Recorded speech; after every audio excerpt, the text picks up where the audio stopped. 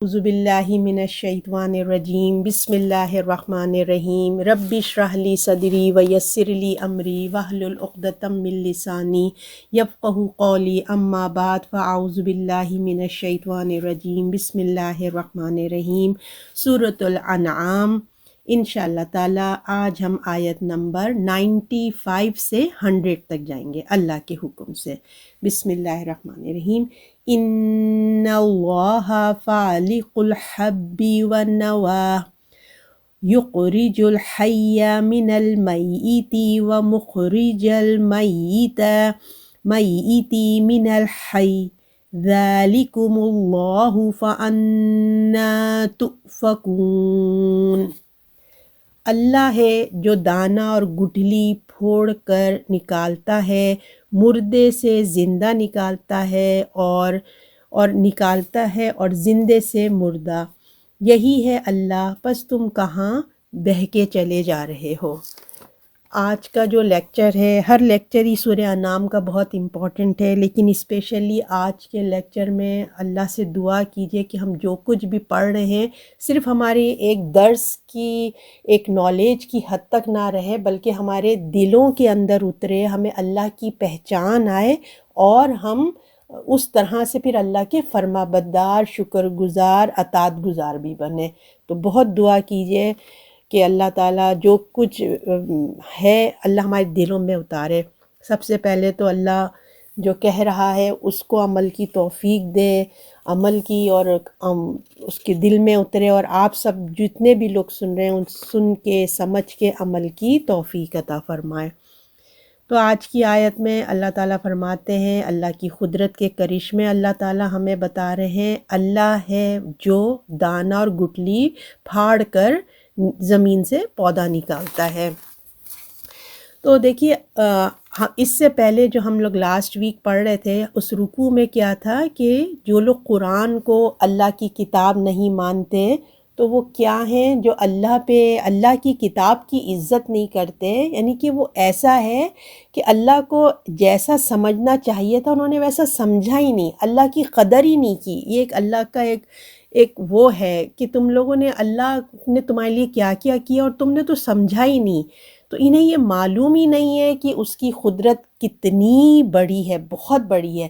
اس بات کو سمجھانے کے لیے اللہ نے اپنے انبیاء بھیجے، ان پہ اپنی کتابیں نازل کی تاکہ وہ انسانیت کو سیدھا راستہ بتائیں، انسان اس غلط فہمی سے نکلے کہ اللہ نے ان کی ہدایت کے لیے کچھ نہیں کیا، کیونکہ موت تو آ جائے گی۔ آپ کو پتہ ہے ہمارا سب سے بڑا جو مسئلہ ہے انسانیت کا، جو اس دنیا میں آیا ہے اس کو ایگزٹ بھی ہونا ہے، اس کو جانا ہے یہاں سے۔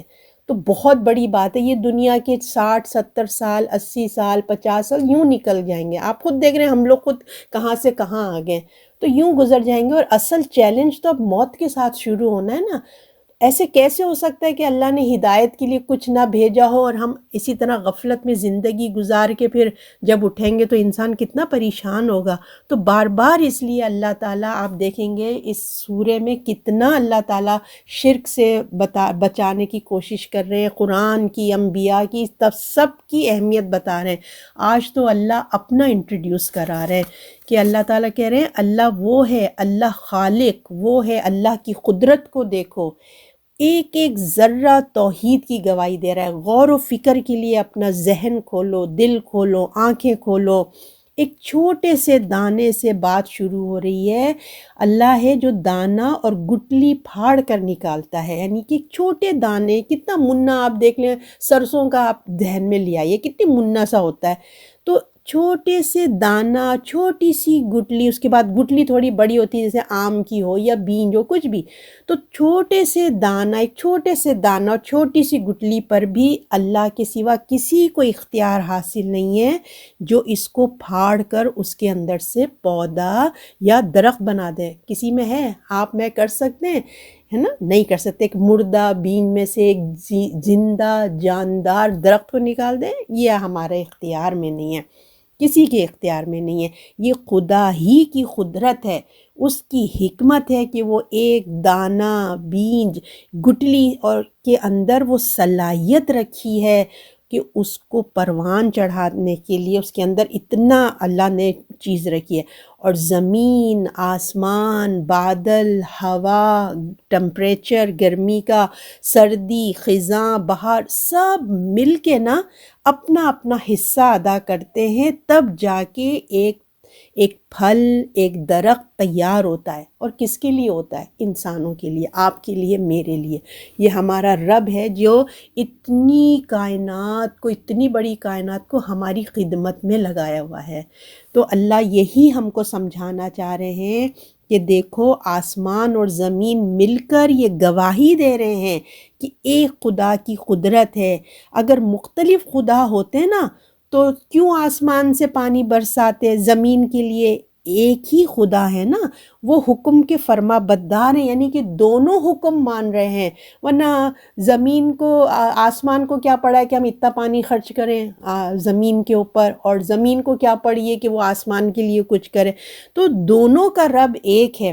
کیونکہ آپ کو پتہ نا، ہر ایک ان لوگوں کی عقیدہ آسمان کا رب الگ، زمین کا الگ، اس کا الگ، اس کا. تو غور کرو کہ سب کچھ مل کے، زمین، آسمان، خزاں، بہار، گرمی، سردی، سب مل کے تمہارے لیے یہ پودا، یہ درخت گرو ہو رہا ہے، سب تمہارے لیے ہو رہا ہے. تو ایک اللہ کے حکم فرما بردار ہیں وہ، اسی لیے تو سب اتنا آرگنائز ہے. اگر الگ الگ خدا ہوتے تو یہ امن تو نہیں ہوتا نا، بالکل بھی نہیں ہوتا. اب اللہ آگے فرما رہے ہیں، مردے سے زندہ نکالتا ہے اور زندے سے مردہ نکالنے والا ہے. اللہ کی ایک اور شان بیان ہو رہی ہے. اس کے حکم سے، یہ اللہ کے حکم سے ایک بے جان سے جاندار وجود میں آتے ہیں، اور پھر جاندار سے بے جان ہو کر فنا ہو جاتے ہیں. لوگ اکثر آپ نے سنا ہوگا، ایک بے جان انڈا ہے، اس سے چوزا نکل آ گیا، ایک زندہ مرغی ہے، اس سے بے جان انڈا آ گیا. تو یہی سمجھانے کا مقصد ہے کہ ایک زندہ چیز سے مردہ، مردہ چیز سے زندہ چیز آ جاتی ہے. تم غور و فکر کرو، ہم یہ نظارہ ہر جگہ زمین پہ دیکھتے ہیں. دیکھیں آم کی بے جان بے جا گٹلی ہوتی ہے، ہم کتنے کھا پی کے گٹلی پھینک دیتے ہیں نا. بے جان سے گٹلی ہوتی ہے، پھر وہ ایک ہرا بھرا درخت ہمارے سامنے آ جاتا ہے. ایک گندم کا دانہ بے جان ہوتا ہے، پھر اس سے ہرے بھرے کھیت، کتنا خوشنما ہماری نظروں کے سامنے، کتنی خوبصورتی بیان کر رہے ہوتے ہیں. اور پھر اس کے بعد کیا ہوتا ہے، ہماری ہی نظروں کے سامنے وہ زرد ہونا شروع ہو جاتے ہیں، ڈرائی ہو جاتے ہیں، اور پھر ایک دن ختم ہو جاتے ہیں. ابھی آپ لوگ سب یہ نظارہ اسپرنگ میں دیکھیں گے کہ ابھی سب سردی سے کتنا، خزاں سے ہر چیز سردی سے ڈرائی ہو جاتی ہے. اور پھر جب اسپرنگ کا موسم آتا ہے، بہار کا، ہر چیز ہرے بھرے پھول کتنے ہوتے ہیں، پھر وہی ہمارے سامنے بالکل مرجھا جاتے ہیں.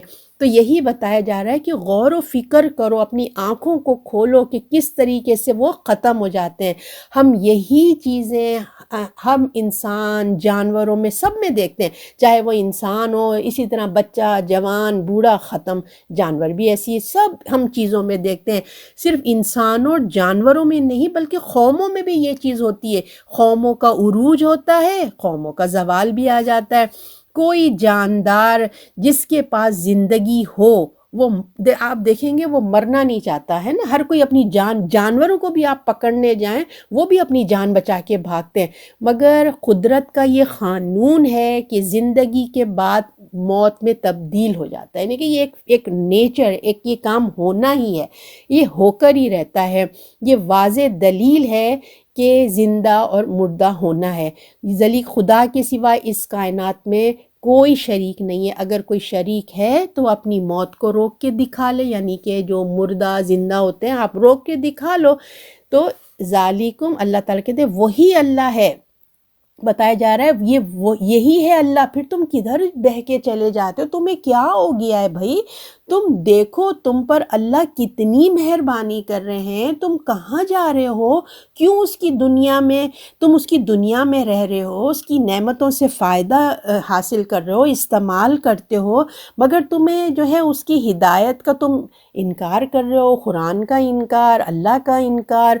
کیا ہو گیا تمہیں کہاں تم چلے جا رہے ہو، چلے جاتے ہو تو یہ سب اس کے اختیار میں ہے، یہ وہی اللہ تمہارا رب ہے، یہ سب اس کے اختیار میں، تم کدھر چلے جاتے ہو، کیوں تم اس کو سمجھنے میں غلطی کرتے ہو؟ اگر تم غور کرو سوچو تو تم اپنے رب کو پہچان لو گے، تم خدا کو مانتے ہو اور اس کے ساتھ شریک بھی ٹھہراتے ہو۔ کتنی عجیب بات ہے، جب سب کچھ اللہ کا ہے تو بندے تو صرف اسی کی بات اور اطاعت کریں گے نا۔ اگر تم اللہ کو مانتے ہو تو اس کے آگے جھک جاؤ، اس کی اطاعت کرو۔ تم اپنی آنکھوں سے دن رات میں یہ نظارہ دیکھ رہے ہو کہ مردہ سے زندہ اور زندہ سے مردہ، پھر تم یہ تعجب میں پڑے ہو کہ ہم مرنے کے بعد گل سڑ جائیں گے، خدا ہمیں دوبارہ کیسے اٹھائے گا؟ آپ کو پتہ نا اہل عرب کو یہی پرابلم تھا، ہم جب گل سڑ ہڈیاں ہو جائیں گے تو کیسے اللہ ہم کو اٹھائے گا؟ اللہ کہہ رہے کیا تم دیکھ نہیں رہے ہو؟ تمہارے سامنے خشک ہو جاتے ہیں، زمین پھر کیسے جو ہے وہ گرو کرتے ہیں، ہریالی آتی ہے پھر مردہ ہو جاتی ہے، انسان تمہارے سامنے جا رہے ہیں۔ تو جب گٹلی اور دانہ زمین میں سڑ گل کر زندہ ہو سکتا ہے، ہم سب کرتے ہیں نا اپنی آنکھوں سے، ہم اپنے ہاتھوں سے بیج لگاتے ہیں، پھر وہ کیسے اندر سڑ گڑ کے پھٹ کے کیسے نکلتا ہے۔ تو اللہ کہہ رہے ہیں جب یہ گٹلی اور دانہ زمین میں سڑ کر زندہ ہو سکتا ہے تو انسان زمین میں دفن ہو کے کیا دوبارہ اللہ زندہ نہیں کر سکتا کیا؟ آخر اللہ کے حکم سے ہم دوبارہ کیوں نہیں زندہ ہو سکتے؟ تم کدھر چلے جاتے ہو؟ نہیں کہ اللہ تعالیٰ کہ تمہارا دماغ کہاں چلے جاتا ہے، کیوں غور و فکر نہیں کرتے، کیوں نہیں سنتے؟ آپ دیکھیں مٹی کے اندر اللہ نے کتنا زبردست کیمیکل پیدا کیا ہے، اگر آپ غور و فکر کریں تو آپ نے دیکھا ہوگا وہ چھوٹی چھوٹی جگہوں پہ بھی ایک پودا اگ جاتا ہے، آپ نے ضرور دیکھا ہوگا۔ جب پانی بہتا ہے اس کے ساتھ مٹی بھی بہہ کے آ جاتی ہے ساتھ ساتھ، کہیں نہ کہیں کونوں میں دو اینٹ کے بیچ میں ایک چھوٹا سا پودا نکل جائے گا، کہیں نہ کہیں جہاں موقع ملتا ہے مٹی اور پانی میں اگر وہاں کوئی بیج چلا گیا، منا سا ایک چھوٹا سا پودا اگر آپ دیکھیں تو اللہ کی اس آیت کو یاد کیجئے گا کہ کس طرح اللہ نے مردہ زمین سے، کس طرح سے اللہ تعالیٰ کیسے اٹھا لیتا ہے۔ تو اس وقت اللہ کی تسبیح پڑھیں کہ اللہ تیری قدرت کیا ہے جو اللہ نے اس طرح اتنا زبردست اللہ نے نظام بنایا۔ اب آیت نمبر 96، صبح کی روشنی کو پھاڑ کر نکالنے والا اور اسی نے آرام کو رات بنائی اور حساب کے لیے سورج اور چاند یہ زور آور خبردار انداز میں رکھا ہے۔ اب کہہ رہے ہیں اب زمین کے بعد آسمان پر ایک نظر ڈالو۔ ابھی تو زمین کی کو ہم کو غور و فکر کروایا نا کہ غور و فکر کرو، اب اس کے بعد آسمان کی طرف تم نگاہ کرو، ایک نظر کرو، جو رب جس طرح زمین کے اندھیرے میں گٹھلی پھاڑ کر اس کے اندر سے درخت پیدا کرتا ہے، پودے نکالتا ہے، اسی طرح رات کے اندھیرے کو پھاڑ کر صبح کو نکالتا ہے۔ جب رات کتنی ڈارک ہوتی ہے اس میں سے کیسے تمہارے لیے صبح کی روشنی آتی ہے، اسی نے تمہارے لیے رات کو تمہارے لیے سکون کے لیے بنایا تاکہ تم صبح تازہ دم ہو سکے اور تمہارے جو ہماری تھکاوٹ ہے دور ہو، ہمارے اندر جو ٹوٹ پھوٹ ہوئی ہے وہ فکس ہو جائے اور ہم اپنے جب صبح اٹھیں تو فریش ہوں اور اپنی ضروریات زندگی کو حاصل کر سکیں۔ صبح شام رات دن سب اللہ کے حکم سے آتے اور جاتے رہتے ہیں۔ اگر دن کا خالق کوئی اور رات کا خالق کوئی اور ہوتا تو تمہیں اتنی راحت اور آرام کبھی بھی نہیں ملتا۔ تمہارا ایک ہی رب ہے، مطلب ہر بات میں فوکس یہی کرایا جا رہا ہے کہ غور کرو، سب چیزوں کا رب ایک ہے، کوئی الگ الگ رب نہیں ہے، اور یہ تمہارا ایک ہی رب ہے، اسی نے تمہارے لیے آسمان پر وقت اور آگے آیت پڑھ لیتی ہوں، آرام بنائے اور حساب کے لیے سورج اور چاند یہ زور آور خبردار کا اندازہ رکھا ہے۔ اب اللہ تعالیٰ کہہ رہے ہیں کہ یہ جو آسمان ہے تم دیکھ رہے ہو کیسا اللہ تعالیٰ نے آسمان کے اوپر وقت اور مطلب ایک مہینہ وقت کا ایک کیلنڈر ہمارے سامنے لٹکا دیا ہے۔ ذرا غور تو کرو، آسمان پہ کس طرح لگا دیا اتنا بڑا سورج جس سے آپ کو دن مہینے سال تاریخ دن رات موسم کی تبدیلی سب معلوم کر لیتے ہیں۔ غور کریں کہ کیسا کیلنڈر ایک اتنا زبردست اللہ نے ہمارے لیے لگایا ہے۔ انسانوں کو عقل دی ہے کہ جنہوں نے دیکھے آج ٹیکنالوجی کتنی اچھی ہو گئی، کتنا اللہ نے دماغ دیا انسان کو کہ کتنا ہمارے ہاتھوں میں کیلنڈر آ گئے ہیں، ہاتھوں میں سب کچھ آ گیا ہے، ایک چھوٹی سی گھڑی ہاتھ میں باندھ لو، فون میں سب کچھ آ گیا ہے، اتنا اچھا اس کو آسان بنا دیا گیا ہے۔ تو کس کی مجال نہیں کہ وہ اپنی مرضی سے یہ چلا جائے، کسی سورج کی، چاند کی، ستاروں کی مجال نہیں ہے کہ وہ اپنی مرضی سے ایک سیکنڈ ادھر ہو سکے، پوری اپنی پابندی سے، وفاداری سے، اتنے آرگنائز طریقے سے دن رات زمین والوں کی خدمت میں لگے ہوئے ہیں۔ آپ غور کریں کہ کتنا سورج اپنے وقت پہ نکلتا ہے، کبھی یہ نہیں کہتا کہ آج میرا موڈ نہیں ہے، چاند اپنے مہینے کی تاریخ کے حساب سے نکلتا ہے، جیسی تھوڑا رات ہوتی ستارے نظر آتے ہیں، تو سب کس کی خدمت کر رہے ہیں، کس کے حکم پہ کر رہے ہیں؟ اللہ کے حکم سے، یہ آپ کے لیے اور میرے لیے کر رہے ہیں۔ ہر آیت پہ یہ سوچیں کہ یہ نہیں سوچیں کہ دنیا کے لوگ، یہ سوچیں کہ آپ کے لیے، میرے لیے انڈیویجولی ہے، یہ ہم ایک ایک کے لیے اللہ نے بنایا ہے۔ یہ ہمارا رب ہے جو آپ سے، مجھ سے انڈیویجولی محبت کر رہا ہے، ہماری خدمت کے لیے لگے ہوئے ہیں۔ پھر اللہ تعالیٰ فرما رہے ہیں یہ زور آور خبردار کا اندازہ رکھا ہوا ہے، جو اس کائنات پر دل دماغ سے غور و فکر کرتا ہے نا، ان پر، ان برکات پہ تو اس کی زبان سے یہ گواہی نکلتی ہے۔ جو اگر آپ اور میں اس پہ غور و فکر کریں، سوچیں، تو ہماری زبان سے یہ گواہی نکلتی ہے کہ یہ سب کچھ میرے عزیز اور علیم خدا کا ہے، ساری چیزیں میرے اللہ کی ہیں، اور اسی نے ہمارے لیے سب کچھ بنایا ہے۔ آیت نمبر 97 ہے، اور اسی نے تمہارے واسطے ستارے بنا دیے، ان کے ذریعے جنگل سے اور دریا کے اندھیروں میں سے راستہ معلوم کرو، البتہ ہم نے ان لوگوں کے لیے جو جانتے ہیں۔ اب سورج چاند کے بعد اب ستاروں کی طرف توجہ دلائی گئی ہے۔ دیکھو، آسمان کی بات ہو رہی ہے نا، تو غور کرو، دیکھو خوبصورتی، دیکھو ذرا آنکھ اٹھا کے دیکھو، تمہارے رب نے تمہاری خدمت کے لیے مقرر کیا گیا ہے۔ جب تم سمندروں میں، جنگلوں میں، صحرا میں، خشکی میں سفر کرتے ہو نا، تو دیکھیں آج ہمارے پاس یہ سب ذرائع آ گئے۔ وہ زمانہ بھی تو تھا نا جو سمندر میں اگر آپ چلے جائیں، کوئی آپ کے پاس ڈائریکشن نہ ہو، سارے کٹ جائیں، تو یہ لوگ نا ستاروں سے اپنا معلوم کیا کرتے تھے راستے۔ تو اللہ تعالیٰ کرے جب تم سمندروں میں جاتے ہو تو تمہیں کہاں سے مل جاتے ہیں راستے؟ اللہ نے یہ ذریعے تمہارے لیے بنائے ہیں، اور قرآن میں دیکھیے ان کے مقصد بھی بیان ہوا ہے۔ سورۃ الملک جب آپ پڑھیں گے نا تو اس میں بتایا جاتا ہے کہ آسمان کو ہم نے زینت بنایا۔ اپنی آنکھوں کو اوپر دیکھو، یہ اپنی خوبصورتی، کتنا خوبصورت لگتا ہے۔ اگر آپ جہاں چلے جائیں ایسی جگہ جہاں بہت ہی زیادہ دنیاوی لائٹیں نہ ہو، تو اتنا خوبصورت آسمان لگتا ہے۔ تو اللہ تعالیٰ کہہ رہے ہیں ہم نے تمہارے لیے یہ آسمان کی زینت بنائی ہے۔ اور پھر سورہ ہجر میں جو ہے آتا ہے کہ یہ شیطان کو مار بھگانے کے لیے بنایا، یعنی کہ جو شیطان اوپر سننے کے لیے جاتے ہیں نا، جو فرشتوں کی باتیں، ان کی پٹائی کے لیے بنایا ہے۔ اور پھر ایک تو آپ یہ پڑھ ہی رہے ہیں کہ راستے بتانے کے لیے بتایا ہے۔ تو یہ تین بتایا گیا ہے، یہ تین ہے، ایک خوبصورتی، ایک شیطان کو ماننے کا ذریعہ، اور راستے معلوم کرنے کا ذریعہ، چوتھا کوئی ذریعہ نہیں ہے۔ تو یہ لوگ جو مستقبل کا بتاتے ہیں نا، ستاروں کے ذریعے مستقبل کا حال بتاتے ہیں ہاتھوں کی لکیروں سے، اللہ نے اس کے بارے میں کوئی بیان نہیں کیا ہے۔ یہ سب ہمارے رب نے انسان کی خدمت کے لیے بنایا گیا۔ انسان ایسی خدا، اسی خدا کے ساتھ کیا کرتا ہے؟ شریک ٹھہراتا ہے، ان کا جو ہے، ان کا بت بنا کے ان کے آگے جھکتا ہے۔ جیسے سورۃ الشعراء میں نا، شعراء میں یہ بتایا گیا کہ کس طرح وہ ایک ستاروں کی عبادت کرتے تھے، انہی کی عبادت شروع کر دیتے ہیں۔ سوچو اگر زمین کا خدا الگ اور آسمان کا خدا الگ ہوتا تو کیا ضرورت تھی آسمان کے ستاروں کو زمین والوں کو راستہ بتاتے ہیں نا؟ جب الگ الگ ڈپارٹمنٹ ہے تو ان کو کیا ضرورت ہے کہ وہ تمہارے لیے راستہ بتاتے؟ آسمان کا خدا بولتا کوئی ضرورت نہیں ہے، زمین والوں کی کوئی خدمت کرنے کی ضرورت نہیں ہے، ہے نا؟ تو کیا ضرورت تھی؟ تو آسمان کے ستاروں کو زمین والوں کا راستہ بتاتے، تو بالکل ٹوٹلی ایک دوسرے کے ساتھ تعاون نہیں کرتے۔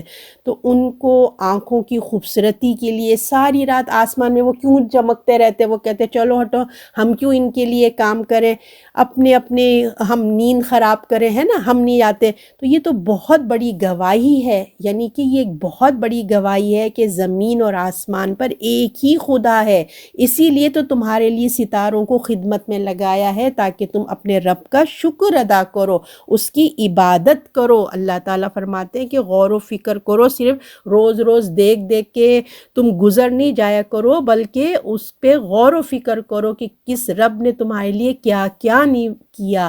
اور کہہ رہے ہیں اللہ تعالیٰ قد فصلنا، البتہ ہم نے لوگوں کے لیے جو جانتے ہیں۔ اللہ تعالیٰ فرما رہے ہیں یہ جو تمام آیتیں ہم تمہیں سنا رہے ہیں اور تم سن رہے ہو، تم دیکھ رہے ہو، اللہ نے کھول کھول کر نشانیاں بیان کر دی ہیں۔ یہ صرف ان کے لیے یہ بیان کیے، ہر جگہ رکھ دیے، مگر اس سے فائدہ وہی لوگ اٹھائیں گے جو غور و فکر کرتے ہیں، جو علم کی طلب رکھتے ہیں۔ دیکھیں وہی بات آ گئی، علم کی بات آ گئی نا، تو علم والے مومنین جو ہے نا، انہی کو ہی یہ فائدہ دے گا۔ جو مومن کی نگاہ غور و فکر والی ہوتی ہے، ہر کوئی نہیں کرتا۔ دیکھیں آپ اپنا، میں بھی دیکھوں، آپ بھی، ہم قرآن پڑھنے سے پہلے کبھی اتنا غور و فکر نہیں کرتے تھے۔ قرآن نے ہمیں یہ طریقہ سکھایا، جیسے ابراہیم علیہ السلام کا ہم نے اسٹائل دیکھا تھا نا، کہ لوگوں کو توجہ دلائی، سورج کو دیکھو، چاند کو دیکھو، تو یہ انداز ہم کو ہمارا قرآن سکھاتا ہے۔ تو یہ مومن کی نگاہ ہوتی ہے، ہر ایک کی نگاہ نہیں ہوتی کہ وہ غور و فکر کرے۔ مومن کی نگاہ جو ہوتی ہے وہ غور و فکر کرتی ہے، جو علم کی طلب رکھتے ہو نا، وہ یہ کرتے ہیں۔ جس کے اندر علم کی طلب نہیں، ان کو دنیا جہاں کے معجزے بھی دکھا دو نا، وہ اندھے ہی بنے رہیں گے۔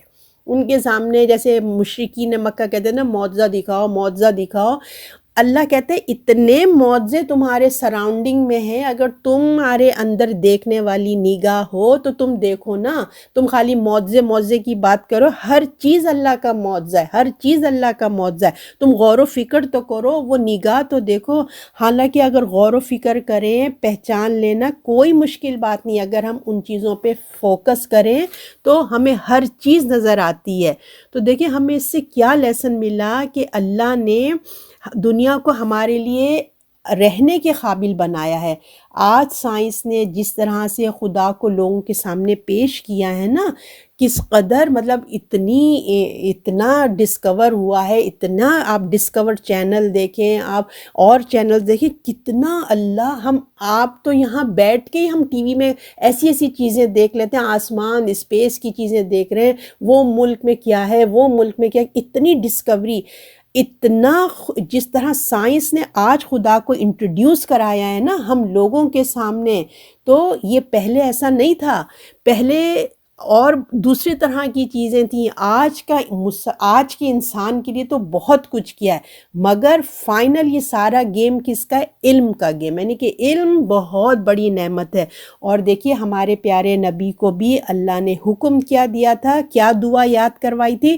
ربی زدنی علما، کہ اے اللہ میرے علم میں اضافہ فرمائے۔ اب انبیاء، ہمارے پیارے رسول جن کے پاس کوئی علم کی کمی نہیں تھی، انہی پہ تو قرآن اترا ہے، سارا احادیث ان پہ تھی، اللہ کی مرضی کے بغیر وہ بولتے نہیں تھے۔ اس کے باوجود اللہ ان کو کہہ رہے ہیں کہ نبی دعا کیا کیجئے کہ میرے علم میں اضافہ کریں۔ تو آپ اور میں کیا چیز ہے؟ ہم ایک دن ہفتے میں کلاس لیتے ہیں، ہم سمجھ رہے بہت علم حاصل کر لیا ہم نے، تو اب ہمیں کتنی ضرورت ہے آپ سوچئے۔ اور پھر آپ صلی اللہ علیہ وسلم علم نافع کی دعا کرتے تھے، اللہ مجھے وہ علم عطا فرمائے جو میری زندگی اور آخرت میں نفع بخش ہو۔ ایسا نہ ہو کہ ہم ایسے سبجیکٹ لے کے بیٹھ جائیں، نہ دنیا میں کوئی فائدہ ہو نہ آخرت میں فائدہ ہو، ہے نا۔ تو علم نافع کی دعا کرتے تھے۔ اور ہمارا دین دیکھیے علم حاصل کرنے پہ کتنا زور دیتا ہے، سب کو پتہ ہے، اقرا بسم ربک الذی، اللہ نے کہا علم حاصل کرو، پڑھو پڑھو پڑھو۔ اور آج کا مسلمان اسی پڑھائی سے دور بھاگ رہا ہے۔ جس مسلمان کو ٹیکنالوجی میں آگے بڑھنا تھا، وہی مسلمان جو ٹیکنالوجی میں آگے بڑھیں گے تو بیلنس دین اور دنیا کو لے کے دنیا کے سامنے پیش کریں گے نا۔ آج کے جو سائنسدان ہوتے ہیں جو اللہ کو نہیں مانتے، وہ تو بس سائنس کی بات کر دیتے ہیں، لیکن جب ایک مسلمان ایک اچھا عالم بنے گا تو وہ سائنس کو، اللہ کی قدرت کی نعمتوں کو کس طریقے سے لوگوں کے سامنے لائے گا، دونوں چیزیں لوگوں کو سامنے لائے گا کہ آخرت بھی دیکھو، دنیا بھی دیکھو۔ تو ہم مسلمانوں پہ فرض ہے کہ ہم علم حاصل کریں، کم سے کم بیسک علم تو سب کو لینا چاہیے نا۔ ٹھیک ہے، ہم علماء، میں نے آپ سے کہا تھا عالمہ، علماء، مفتی تو کوئی بنتا ہے جس کو شوق ہوتا ہے یا جس کے پاس اتنا دماغ ہوتا ہے، لیکن بیسک علم تو ہمیں حاصل ہونا چاہیے۔ بیسک علم میں کیا ہو گیا، جیسے ہم ہلکا پھلکا دیکھیں، میں کوئی اتنی ڈیٹیل تو آپ کو بیان نہیں کرتی نا ہی میرے پاس اتنا علم ہے، لیکن الحمدللہ آپ لوگوں کو فائدہ ہوتا ہے۔ یہ چھوٹی چھوٹی میں تشریح کر دیتی ہوں، اپنے ناقص علم سے جمع کر کے آپ لوگوں کو سنا دیتی ہوں۔ اتنا تو علم ہم گھر والوں کو ہونا چاہیے نا، جو ہم گھر میں خواتین رہ رہی ہیں، چھوٹا موٹا تو پتہ ہو کہ فلاں سورے میں یہ ہے، فلاں آیت میں یہ اللہ بیان کر رہے ہیں، اور پھر ہم بیسک علم جو ہے ہم احادیث کا لے رہے ہیں، کوئی ہم ڈیٹیل میں نہیں جا رہے ہیں۔ 5 ارکان ہیں، کلمہ ہے، نماز، روزہ، حج، زکوٰۃ، ہم انہی کے بارے میں پڑھ رہے ہیں تاکہ ہماری نمازیں ٹھیک ہوں، کوئی ایسا ہم غلط عمل نہ کر دیں۔ ابھی ہم لاسٹ ٹائم جب حدیث پڑھ رہے تو ہم اس میں پڑھ رہے تھے کہ ہماری اس سے پوچھ ہوگی اگر ہم غلط طریقے سے وضو بنائیں یا ہمیں معلومات نہ ہو کہ فلاں ٹائم میں کہ ہم تیمم بھی سے بھی کر کے نماز پڑھ سکتے تھے، ہم نمازوں کو جوڑ کے بھی پڑھ سکتے تھے، ہم نے چھوڑ دیا، رے بھائی وقت ہی گزر گیا۔ تو یہ تمام چیزوں کو جس کا علم نہیں ہے اور غلط کرے گا، اس کی بھی پوچھ ہوگی کہ تم نے علم حاصل کیوں نہ کیا تھا، رسول نے تو تمہیں بتا دیا تھا۔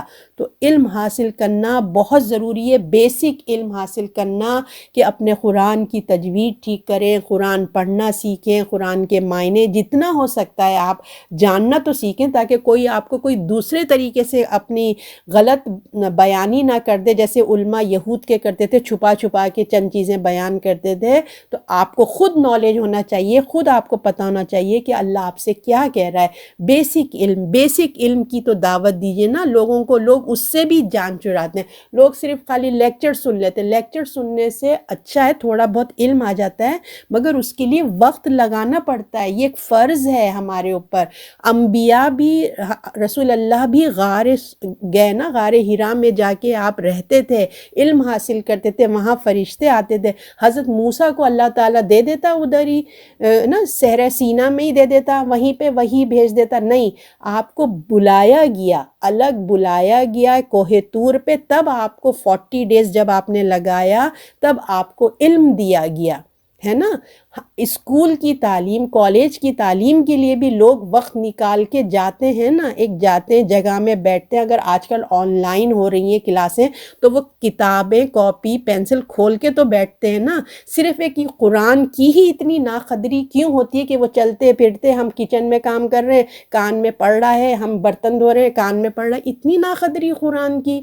آپ کو نہیں پتا کہ یہ قرآن کیا چیز ہے، علم کیا چیز ہے؟ کیا ہم اس کے لیے 1 گھنٹہ کاپی پینسل لے کے قرآن کھول کے کیا ہم نوٹس نہیں لکھ سکتے؟ کیا ہم اس کو ٹائم نہیں دے سکتے؟ تو اس کا نقصان بھی کس کو ہوگا؟ کہ اپنے کو ہی ہوگا نا۔ جب جب وہ موت کا وقت آ جائے گا اور ہاتھ میں کچھ حاصل نہیں ہوگا، آدھا پڑھا، آدھا سنا، آدھا کام بھی کیا، یقیناً جب ہم چلتے پھرتے کام کرتے ہوئے سنیں گے، اس پہ توجہ نہیں دیں گے تو کچھ سنا، کچھ نہیں سنا، تو عمل بھی کچھ کیا، کچھ نہ کیا۔ تو علم بہت بڑی چیز ہے، اللہ تعالیٰ کہہ رہے ہیں علم حاصل کرو، انبیاء کو بھی کہہ رہے ہیں اور ہمیں بھی کہہ رہے ہیں، تو دعا کیجئے ربی زدنی علما۔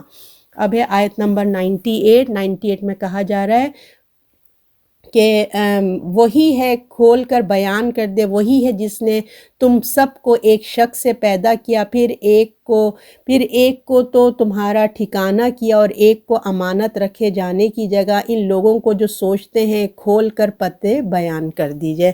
تو اب پہلی 3 آیات جو ہم نے ابھی تک پڑھی تھی نا، وہ آفاقی نشانی تھی، یعنی کہ آسمان زمین کی نشانیاں تھیں، جن کو ایک جن کو ہر ایک دیکھ سکتا ہے، آپ بھی دیکھ سکتے ہیں، میں بھی دیکھ سکتے ہیں، سب کی نظریں پڑتی ہیں، سب صبح دیکھتے ہیں، سورج دیکھتے ہیں، چاند سب دیکھتے ہیں۔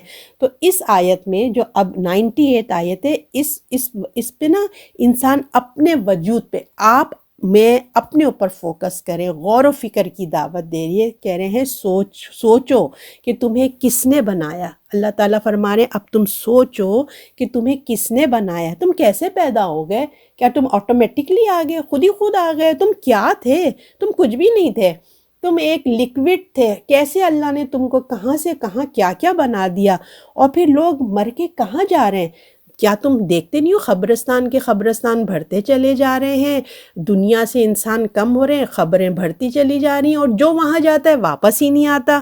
تو سوچو، اللہ تعالیٰ ہمیں اب سوچنے کی دعوت دے رہے ہیں کہ تم سوچو کہ تمہارا رب کون ہے، کہاں سے آگے تم۔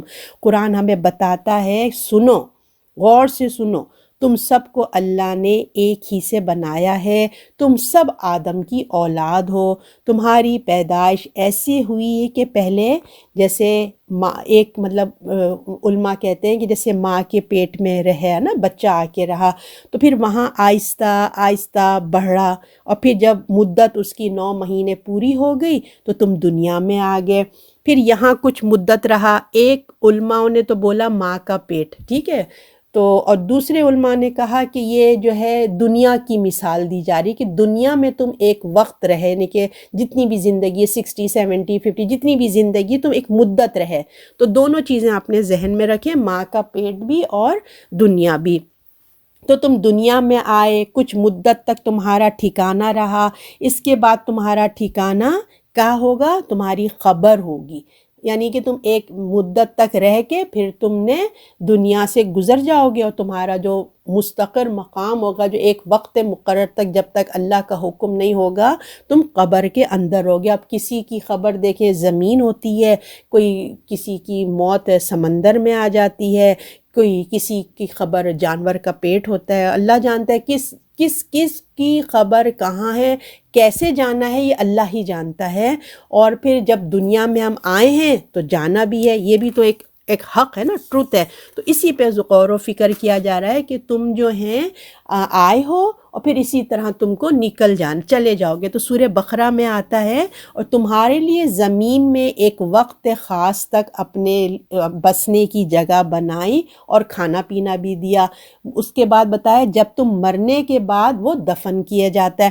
دنیا میں آنے کے بعد انسان یہ دونوں چیزیں پاتا ہے، یعنی کہ جب آپ اور میں دنیا میں آ گئے، اب آپ اور میں اس وقت ہم ایک اس سے گزر رہے ہیں کہ اب ہم اپنا وقت اس دنیا کی زندگی میں گزار رہے ہیں، اس زمین پہ ہم ایک وقت اپنا گزار رہے ہیں، یہ ابھی ہے۔ اب دوسرا فیس ہمارا آپ کا آنے والا ہے، اور پھر انسان یہ دونوں چیزیں، یعنی کہ جتنی زندگی ہے اس کے لیے وہ دن گزارتا ہے، جو رزق آپ کے لیے میرے لیے اللہ نے مقرر کیا ہے اس سے ہم فائدہ اٹھاتے ہیں، اس کی یہ زندگی، رزق، فائدہ، یہ سب دلیل ہے کہ کس طرح ہم اللہ کی نگرانی میں ہے۔ یہ جو آپ میں زندگی گزار رہے ہیں نا، اور ہم کھانا کھا رہے ہیں، پی رہے ہیں، ساری ضروریات جو ہماری پوری ہوتی ہیں، یہ ایک بہت بڑی نشانی ہے کہ کوئی ہے جو ہمیں دیکھ رہا ہے، کوئی ہے جو ہمیں جو ہے نا ہمیں ہماری نگرانی کر رہا ہے اور ہماری خواہشوں کو پورا کر رہا ہے، کوئی اللہ ہے جو ہمیں دیکھ رہا ہے۔ اور جب وہ مر جائیں گے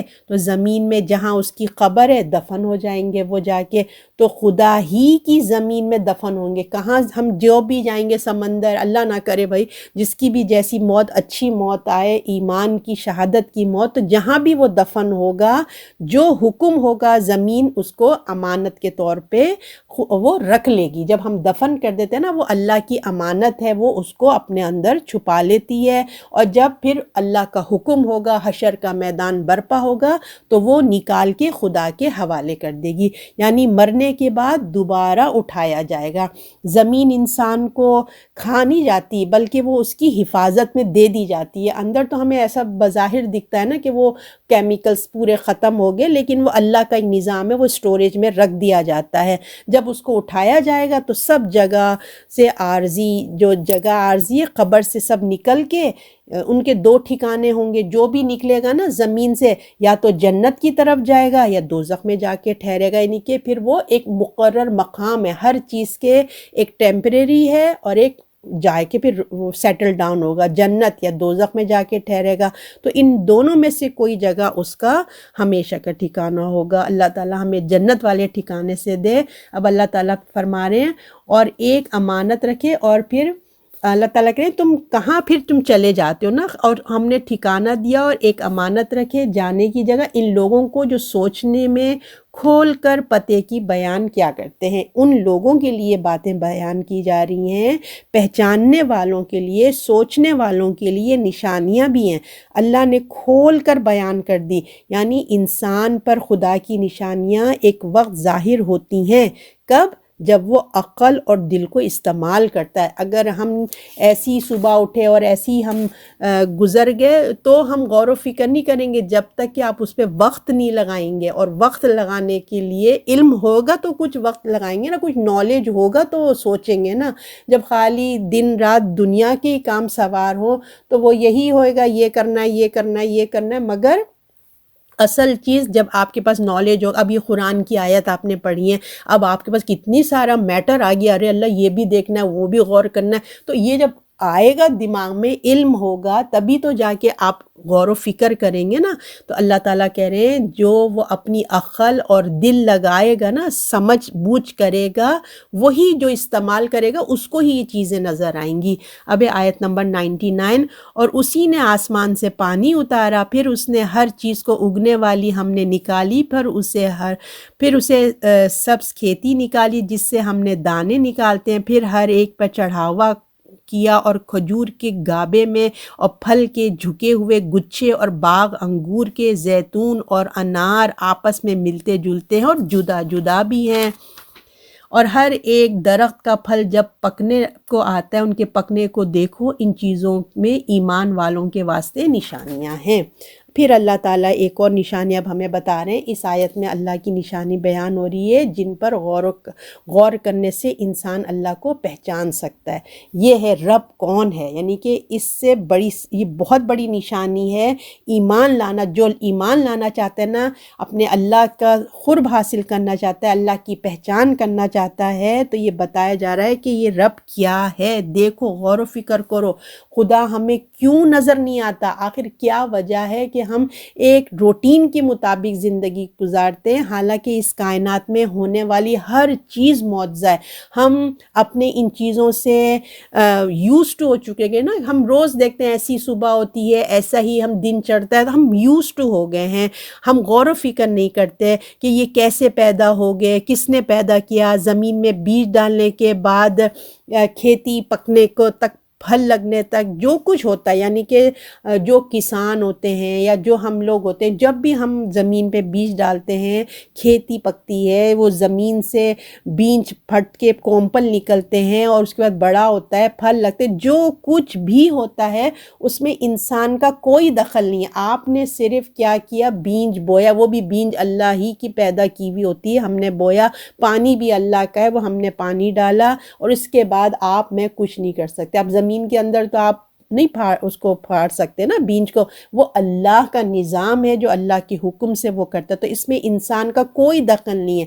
اس لیے اس کو سوچنا چاہیے کہ یہ سب کچھ کون کرتا ہے۔ اس لیے اللہ نے انبیاء کو بھیجا قرآن کے ذریعے، جو ہمیں یاد دلاتا ہے کہ غور و فکر کرنے کی دعوت دیتا ہے کہ کام آج یہی کام، انبیاء تو چلے گئے دعوت دے کے، لیکن آج وہ کام علماء کرام کرتے ہیں، قرآن کے ذریعے، درس و تدریس کے ذریعے ہمیں غور و فکر کی بتاتے ہیں کہ اللہ کی کائنات پہ غور کرو۔ تو اللہ فرماتے ہیں کہ اسی نے آسمان سے پانی اتارا ہے، پھر اسی سے ہر چیز اگنے لگی، دیکھو، غور کرو، بارش سے پہلے کیسے ڈرائی ہو گئے تھے، اب دیکھو بارش ہوئی ہے تو کیسے ہریالی آ گئی ہے، ایک بیج سے اتنا بڑا درخت بن گیا۔ اللہ تعالیٰ کہہ رہے غور کرو، ایک بیج گرتا ہے کتنا بڑا درخت بن جاتا ہے، اس پر پھر کیا آتے ہیں، پتے آتے ہیں، پھول آتے ہیں، اس پہ پھل لگتا ہے، ان پھلوں میں کتنے بیج ہوتے ہیں۔ اب اس کو آپ تصور کر لیں، تربوز کو، تربوز ہے، خربوزہ ہے، کانٹلوپ ہے، جو بھی ہے نا میلن ہے، اس پہ کتنی بینجیں ہوتی، پپیتا ہے، کتنی ساری بینجیں ہوتی ہیں اس کے اندر نا۔ اب آپ اللہ کی قدرت دیکھیں، اس میں بے حساب بینج ہوتی ہے، اور ہر بینج میں ایک پھل اس کے اندر ہوتا ہے۔ جو ایک بینج ہے اس سے ایک فصل اگے گی، ہے نا، اس سے ایک پوری بیل اگے گی، اور اس میں اللہ جانے کتنے تربوز لگیں گے، کتنے میلن یا کتنے بیر جو بھی لگے گا، ٹھیک ہے۔ اور پھر اس کے اندر اس کو ملٹیپلائی کر دیں، انلیمیٹڈ اللہ کی قدرت آپ دیکھتے ہیں کہ ایک بیج سے کیا ہو جاتا ہے۔ تو اللہ کی بڑائی بیان کیجئے، سبحان اللہ و بحمدہ، سبحان اللہ العظیم۔ یہ آپ کا اور میرا رب ہے اتنی قدرت والا، اور لوگ اپنے رب کو چھوڑ کے پتہ نہیں کہاں کہاں شرک میں مبتلا ہو گئے۔ پھر اللہ تعالیٰ میں توجہ دلاتے ہیں کس طرح گندم پیدا ہوتی ہے، تم کس طرح، تم دیکھو کتنی خوبصورتی سے وہ جڑی ہوئی ہوتی ہے۔ تم غور و فکر کرو، کبھی گندم کو دیکھو، چاول کو دیکھو، کہ وہ جو ہوتا ہے نا کارن جو بھٹا جسے کہتے ہیں، بھٹا، وہ اس کو غور سے دیکھو، انار کو دیکھو، کیسی خوبصورتی سے جڑے ہوتے ہیں، جن کو تم ذخیرہ بھی کر سکتے ہو۔ جو گندم ہوتا ہے اس کو تم ذخیرہ بھی کر لیتے ہو۔ اللہ اپنی قدرت سے اس کے لیے تہ بتہ کیسے خوبصورتی سے اس کو جماتا ہے۔ آپ کبھی جو بھٹا ہوتا ہے نا، اس کا ایک دانہ نکالیے اور پھر اس کو آپ کبھی لگانے کی کوشش کیجئے، آپ لگا نہیں سکتے، اتنی خوبصورتی سے اللہ تعالیٰ اس کی پیکنگ اور اس کو کیا خوبصورتی سے ہم کو پریزنٹ کر کے دیتا ہے۔ آپ دیکھیں کیلا ہے یا کوئی بھی اورنج ہے یا کوئی بھی چیز ہے، اگر اللہ تعالیٰ ایسی بغیر چھلکے کے ہمیں لگا کے دیتا، اس پہ اتنی مٹی پڑی ہوتی کہ آپ کھانا پسند کرتے؟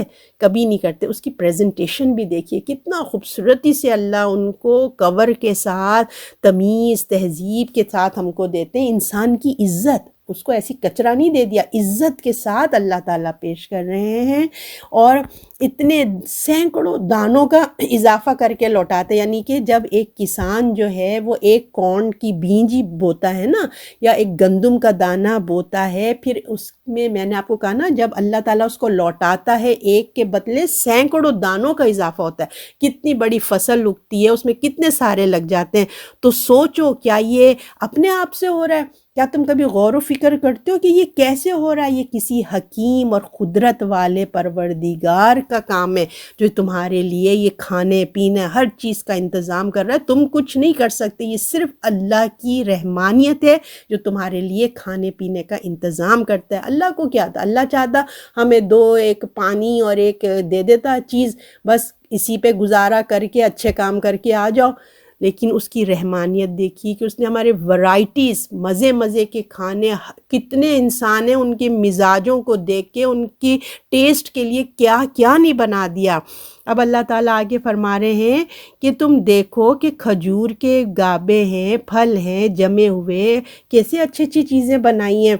غلے کے بعد پھلوں کا ذکر فرمایا کہ پہلے کھجور کا ذکر، کیونکہ اہل عرب یہاں عام پھل تھا ان کا، کھجور درخت پر لگتے تھے، اسی لیے ان کو غور و فکر کی دعوت دی جا رہی ہے کہ اس کے اندر جو کھجور کے گچھے لگتے ہیں، کتنا، ایک تو لگتا ہے، کہتے ہیں کہ کھجور کا پودا نا کافی ٹائم لیتا ہے پھل دینے کے لیے، اور اتنا لمبا بھی ہوتا ہے۔ وہ جب تم کھجور کے گچھے، یعنی کہ پورا ایک شاخ میں جو وہ پورا ایک بنچ ہوتا ہے نا، اس کو دیکھو کتنا وزنی ہوتا ہے، وہ کیسے اوپر اللہ اس کو لگاتا ہے، کیسے وہ نیچے کی طرف ڈھلکا ہوتا ہے، کیا خوبصورتی ہوتی ہے اس میں، کیسے وہ تہ بتہ جمے ہوئے ہوتے ہیں کھجور اس کے پورے گچھے میں۔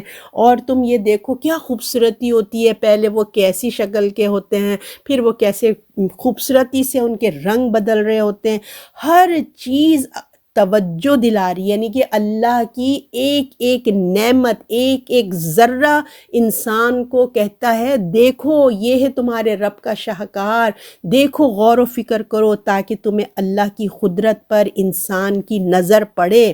اسی لیے ہم کو یہ غور و فکر کی دعوت دے رہے ہیں۔ پھر اللہ تعالیٰ کہہ رہے ہیں کہ دیکھو باغ میں انگور کے، زیتون اور انار آپس میں ملتے جلتے بھی ہیں، جدا جدا بھی ہیں۔ اب کھجور کے بعد انگور، زیتون، انار کا ذکر فرما رہے ہیں۔ یہ نہیں کہ یہ کوئی خاص پھل ہے۔ لوگ کہتے ہیں کہ یہ اکثر آپ نے سنا ہوگا یہ قرآن میں ان کا نام ہے، ان کی بڑی تاثیر ہے، انہی کو کھاؤ بڑی شفا ہوگی۔ اس میں کوئی شک نہیں کہ اس میں شفا ہے، سب کچھ ہے، مگر بات یہ کہ عرب لوگوں کے لیے ان کی سامنے جو باتیں ہوتی تھیں، ان کے سامنے جو پھل ہوتے تھے، اس سے ان کو سمجھایا جا رہا ہے یہ کوئی اسلامک پھل نہیں ہو گیا، کیونکہ سارے پھل اللہ نے بنائے ہیں، ساری چیزیں اللہ نے بنائی ہیں۔ اب خاص ان کا ذکر آیا ہے تو اس لیے کہ ان کو جانے پہچانے تھے چیزیں، بتانے کا مقصد ہے دیکھو تمہارے رب نے تمہارے لیے صرف روٹی چاول نہیں بنا دی، بلکہ مختلف قسم کے پھل بھی بنائے ہیں، تمہارے میٹھے کا بھی انتظام کیا ہے۔ اس کی قدرت، سارے فروٹ میٹھے ہوتے ہیں، دیکھو اس کی قدرت، کوئی چھوٹا ہے، کوئی بڑا ہے، کوئی سیب کو دیکھو، ناشپتی کو دیکھو، ملتے جلتے بھی ہیں مگر ذائقے بدلے میں ہیں، اور ایک ہی زمین میں اگ رہے ہیں مگر مختلف پھل ہیں، مختلف ذائقے ہوتے ہیں۔ زمین میں کوئی چینی ہم نہیں ڈالتے ہیں نا، ایک ہی زمین میں آپ دیکھیں وہ کریلا بھی اگ رہا ہے کڑوا، اور اسی کے برابر اتنا میٹھا۔ اگر آپ کوئی سا بھی درخت پھل کا اگا دے تو یہ کون کر رہا ہے؟ ایک ہی زمین ہے، کوئی تم اندر اس کے ایکسٹرا میٹھا نہیں ڈال رہے ہو، یہ اللہ ہیں جو سب تمہارے لیے کر رہے ہیں، غور و فکر تو کرو۔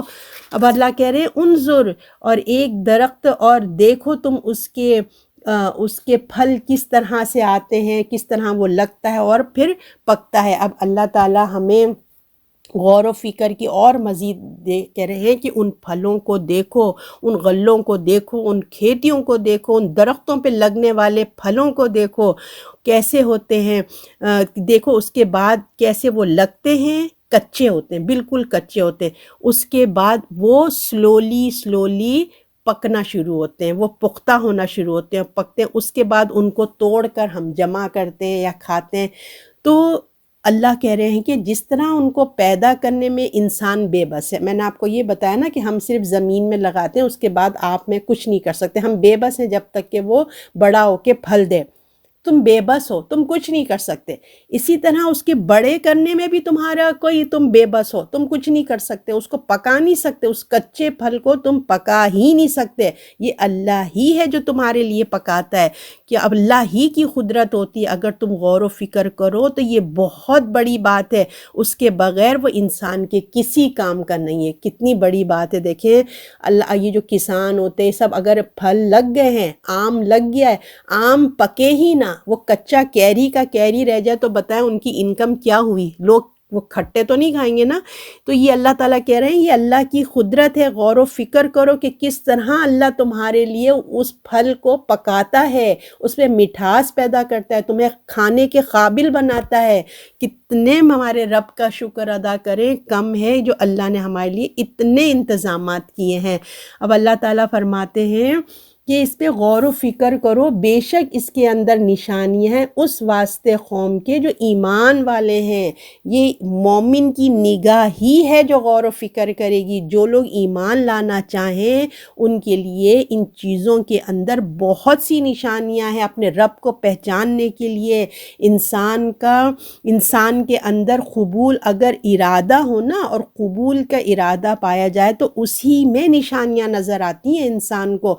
اگر وہی والی بات کہ ارادہ ہی نہیں ہے، یوز ٹو ہوئے میں ہے، ارے پھل آ گئے پک بھی جائیں گے، ہو کیئرز، تو کچھ نظر نہیں آتا۔ جو غور و فکر کرے گا نا وہ اللہ کے قریب ہوگا۔ دیکھیں اللہ کے قریب ہونے، اللہ کی محبت حاصل کرنے کے لیے آپ کو بھی وقت دیں گے، غور و فکر کریں گے تو وہ چیز آپ کے نا ایمان بڑھائے گا۔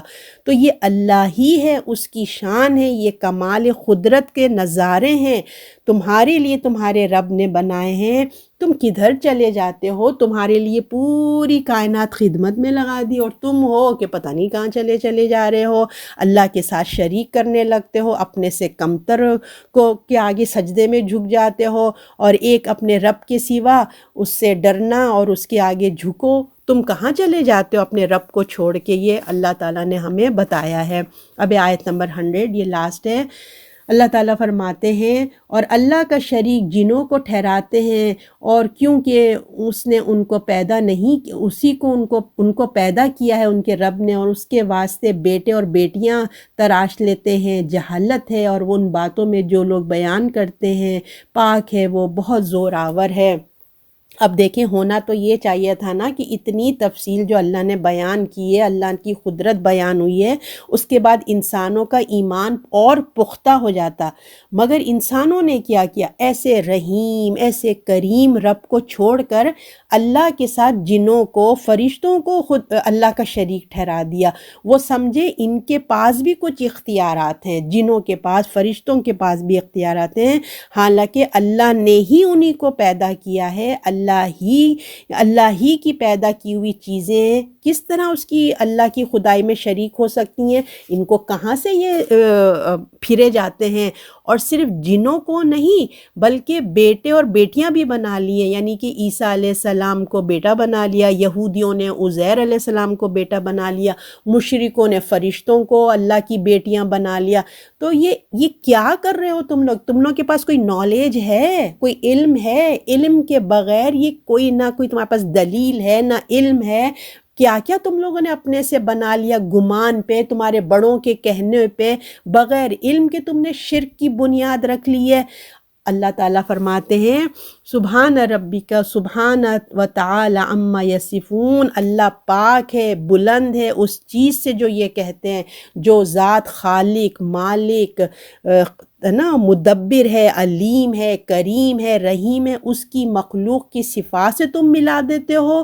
اللہ ہے، یہ تم کیا اس کی مخلوق سے جا کے اس کو ملا رہے ہو؟ جب خدا کو ماننے کے بعد بھی اگر تم ایک خدا کو بھی مانتے ہو اور جنات اور فرشتوں کو اس کا شریک بنا دیا ہے، یہ کیسے ہو سکتا ہے؟ اسی کے لیے تم نے بیٹے اور بیٹیوں کو بیٹا باپ بنا دیا ہے، تو وہ تم نے اس کو اس کی ذات میں شریک کیوں نکال لیے ہیں؟ اور پھر وہ خدا کہاں رہا جب تم نے ایسے اس کو کیا کر دیا ہے؟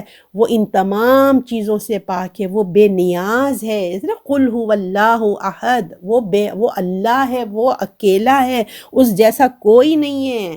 یہ سب جہالت کی باتیں ہیں، اللہ ان سب باتوں سے پاک اور بلند ہے۔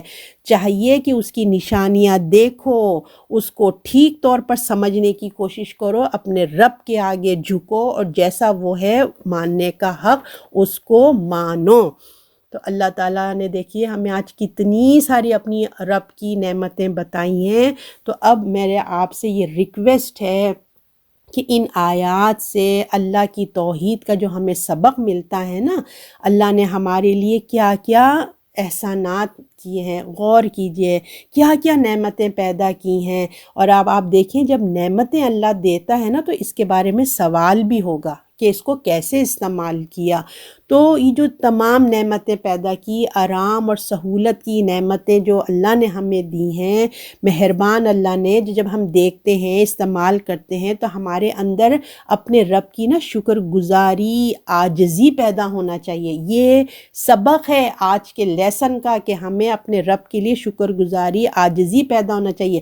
ہمارے پاس کچھ علم نہیں تھا، ہمیں کن کن چیزوں کی ضرورت تھی، آپ کو کیا پتا، آپ پیدا ہو کے آ گئے، آپ کو کیا پتا آپ کو یہ بھی چاہیے وہ بھی چاہیے، تو یہ کن کن چیزوں کی ضرورت ہوگی، ہمیں کیا کیا چیز چاہیے ہوگا، تو اس نے ہمیں بن مانگے ہمارے آنے سے پہلے ہی ہمارے ماں باپ دیکھیں کیا کیا چیزیں جمع کرنا شروع کر دیتے ہیں۔ وہ بیبی شاور ہو رہا ہے، وہ بچے کے لیے یہ آ گیا وہ آ گیا، ابھی دنیا میں آیا بھی نہیں اور ان کی چیزیں جمع ہو جاتی ہیں ماشاءاللہ۔ تو اور ہمارے کھانے پینے کے لیے ماں کے آپ دیکھیے ماں کے چھاتی میں دودھ اللہ تعالیٰ دے دیتا ہے بچے کے لیے، کیا اللہ کی قدرت ہے۔ تو اس نے بن مانگے ہمارے لیے تمام رزق کا انتظام کر دیا، اور آپ دیکھیں ٹیکنالوجی کیسے کیسے بڑھتی جا رہی ہے اور کیا کیا چیزیں انوینٹ ہو رہی ہے۔ انسان اپنی سہولیات کے لیے کیا کیا پیدا کر رہا ہے کہ انسان کسی طرح آرام میں آ جائے، اس کی آرام کے لیے کیا کیا چیزیں اللہ نے بنا کے رکھی ہیں۔ اور اب آپ دیکھیں قیامت تک کے لیے بھی جو لوگ آئیں گے ان کے لیے بھی زمین کے اندر اور پتہ نہیں کتنی ٹیکنالوجی آئے گی جو وہ تمام چیزیں نکل کے باہر آئیں گی جو آج آپ کو مجھے نہیں نظر آ رہی ہیں۔ اب ہمارے ماں باپ کی زندگی اور ہماری زندگی میں کتنا ڈفرینس آ چکا ہے، تو ان تمام چیزوں کو سوچنے سے کیا ہوگا، دل میں شکر گزاری پیدا ہوگی، دل میں اللہ کی محبت پیدا کرتی ہے تمام چیزیں جب ہم غور و فکر کرتے ہیں۔ ہم سے کتنی محبت کرتا ہے ہمارا رب، ہمارا کتنا خیال کرتا ہے، ہمارے مانگنے سے پہلے ہمارے لیے پیدا کر دی ہے۔ ورنہ اگر ہم دعائیں کرنے بیٹھتے ایک ایک چیز کے لیے ہم پوری زندگی دعائیں کرتے، اللہ یہ دے دے وہ دے دے، اس رب نے ہمیں سب کچھ عطا کر دیا ہے۔ تو دیکھیں اس سے جب ہمارے اندر شکر گزاری، اگر ہم غور و فکر کریں گے، اللہ کی شکر گزاری کریں گے تو ہمارے اندر کیا پیدا ہوگی، اطاعت کا جذبہ پیدا ہوگا، بندہ اس کا فرما بردار ہو جائے گا، اس کی باتیں ماننے والا بنے گا۔ جیسے ہم اللہ کو مانتے ہیں تو اللہ کی بھی مانیں گے۔ ان نعمتوں کو محسوس کرنا شکر گزاری ہے، اس کی تابع دار بن جائیں گے ہمارے اندر۔ تو اب کیا کیا چیزیں اللہ نے ہمیں سکھا دیا، ہمیں توحید، بار بار ایک اللہ کی توحید ہمیں سکھائی۔ جب ہم نے اللہ کی نعمتوں کا بیان پڑھا، اللہ کی نعمتوں کو سمجھا تو ہمارے اندر شکر گزاری پیدا ہوئی، اللہ کی محبت پیدا ہوئی، اور جب اللہ کی محبت پیدا ہوئی تو کیا ہوا، اطاعت ہمارے اندر آئی۔ یہ ہمارا نتیجہ پیدا ہونا چاہیے، آپ کا مجھے، ٹھیک ہے نا؟ جو کچھ ہم پڑھ رہے ہیں اس سے یہ نتیجہ آنا چاہیے، ہمارا دل اللہ کی محبت سے بھر جائے۔ پھر جس سے محبت ہوتی ہے نا اس کی بات بھی ماننا، اس کی بندگی کرنا، اطاعت کرنا آسان ہو جاتا ہے۔